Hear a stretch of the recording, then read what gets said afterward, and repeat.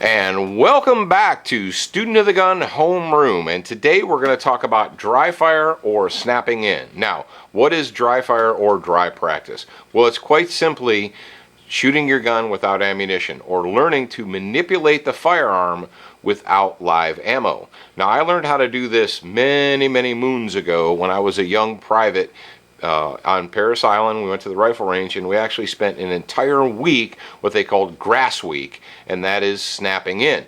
And some people have said, well, they just do that to save ammo because they don't have enough ammunition to feed you, or they do that just as a time killer. Well, actually, both of those are incorrect. Yes, it does save them money, and yes, it gives you something to do. But really, the whole point is if you're watching the video, you can see I've got a training pistol in my hand right here. If you're just listening on the podcast, imagine Paul with a training pistol in his hand. Okay. A firearm, whether it's a handgun or a rifle or even a shotgun, is simply a mechanical tool. It has a whole bunch of moving parts, and you need to learn to master that tool. You need to learn to make it work and make it work correctly. You don't need live ammunition to figure out how to work the trigger, to rack the slide, to work the bolt, whatever you've got going on that piece of machinery. You don't need live ammunition to do that. You can do it without live ammunition. Now, once you've mastered that, once you've learned how to make the machine run, you add live ammunition, and that completes the equation. And a lot of it, there's trainers today that don't do dry fire, and they don't like dry fire because they say it teaches people bad habits. They just snap the trigger or they jerk the gun or what have you. And that can be true. And I'll tell you exactly why that is. Because your shooters don't have any freaking mental discipline in their bodies. And what they do is they pick up their guns and they just go click, click, click, click, click, click, click, click, click. And all they're doing is snapping the trigger. Okay, I've got that. But that's not the fault of the method. Okay, the method is not at fault, or the dry fire technique is not flawed because your student doesn't have the mental discipline to do it correctly. So keep that in mind before you knock off a method of training because it doesn't work and it teaches my shooters bad habits. You might want to consider the fact that the reason it doesn't work is because your shooters are a bunch of lazy slugs. That could be the problem. Now, once you learn how to dry fire, how to snap in, how to dry practice with your gun, what you need to do is you need to consider that you need to operate the firearm. You need to do it exactly as if it was going to go bang. Exactly if you were trying to launch a bullet into the bullseye of your target. If you can do that, if you can discipline yourself enough to manipulate the gun without actually having it jump all around, then you can get a lot from dry practice.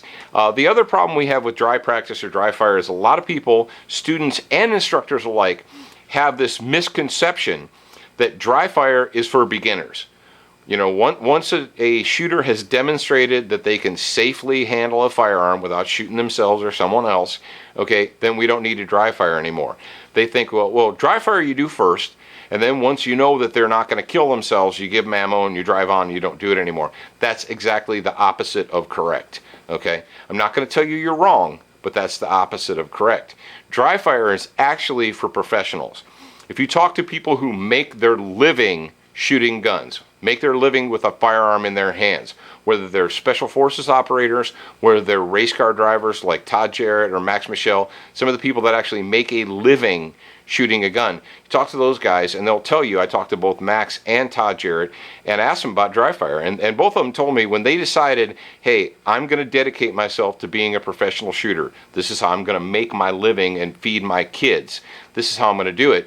They started a regimen of 1 to 2, sometimes 3 hours a day, 5 to 6 days a week of dry fire practice.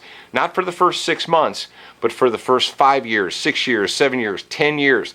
Todd Jarrett told me that he was doing 2 hours a day, 5 days a week for 10 years when he started becoming a professional shooter.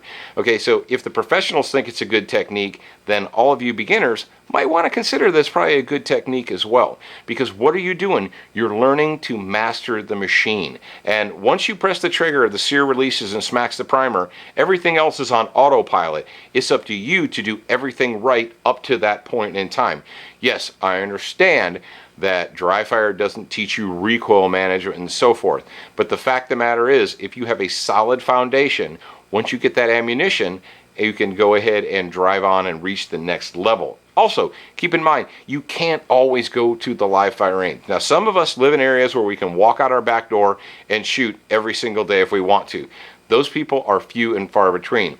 Most of us actually have to get into a car, drive to a range, block out that time to do the live fire. And the fact of the matter is, not everybody here is a paid shooter. Some people have to do other things. And even old Paul Markle, who does Student of the Gun, I can't get to the range every single day because most of the time I'm at the computer typing and coming up with thoughts and ideas, believe it or not. So dry practice is an excellent way to maintain your skill because shooting is what? It is a perishable skill. If you don't practice it, you will lose it. All right? So dry practice, it's not just for pros, it's for beginners. Now, if you can't get enough Student of the Gun, what are you going to do? You're going to go to your little computer, your little iPad, your little mobile device. You're going to type in studentofthegun.com. You're going to check out our shows, our merchandise, our sponsors, all that good stuff. So, studentofthegun.com, go there now.